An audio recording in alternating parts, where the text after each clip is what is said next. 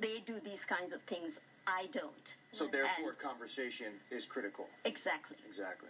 Let's talk about new treatments, techniques out there right now to treat mental illness. One we've heard is this genetic testing. I kind of have two questions. One is your thoughts about this genetic testing, and then two, by this new testing, does it mean the old way of treating mental illness, the sitting down with a psychiatrist and talking about it, is kind of outdated? No, I wish, but not. So let's go to your first question. Genetic testing. I think it's a huge leap forward. The fact that now there are objective things that people can look at. They can look at a test and say, okay, this is what's wrong, right? It's not, I'm not a weak person. I am not stupid, you know. There's actually something biologically wrong with me. Makes it easier for people to understand that this is no different than pneumonia or diabetes. It's, at the end of the day, it's an organic illness, right? So I think that's an important step.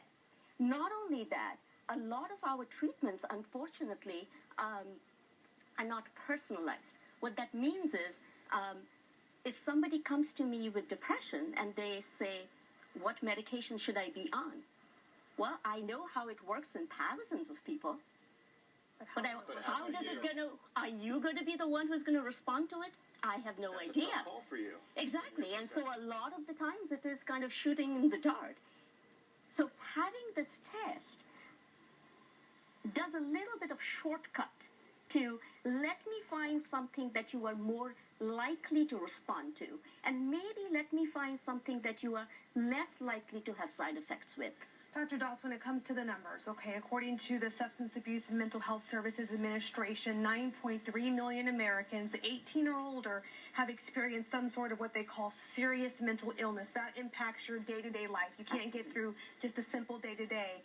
So many people, how can we, when you said it's your fault, my fault, well, how can we help others around us, the ones that we love, the ones that we see that something might be wrong? What's our responsibility? Absolutely. So, you are in actually a very, very powerful place. It would be nice if media, news didn't talk about mental illness only in the context of violence. That would be really nice. I hope to God the last two episodes of shooting did not involve mental illness, because it is not that people with mental illness are violent. They're different. They are broken, right? So let's start talking about emotions. Parents, talk about emotions at home. It's all normal. Who hasn't felt sad? Who hasn't felt anxious? But if it's impairing with your functionality, well, that's a problem. There's hope. So go talk about it. There's no reason to suffer in silence. You know, 1 in 5 Americans have mental illness. Only 33% seek help. You talk about the violence. I was going to ask you, and now I'm debating, but I was going to ask you if you think tackling the mental health problem in our country is going to solve these mass shootings that we keep seeing. And then all of a sudden there's a debate about is it mental illness or is it gun control? Well, ultimately you need a gun, whether you have mental illness or not. And God knows we know a lot of people with no mental health issues who've been very good at killing people. Right. So, no, it's not going to solve the problem. It'll be a small piece of the big puzzle. All right. Thank you very much for coming in, Doctor. I appreciate the conversation and for all you do.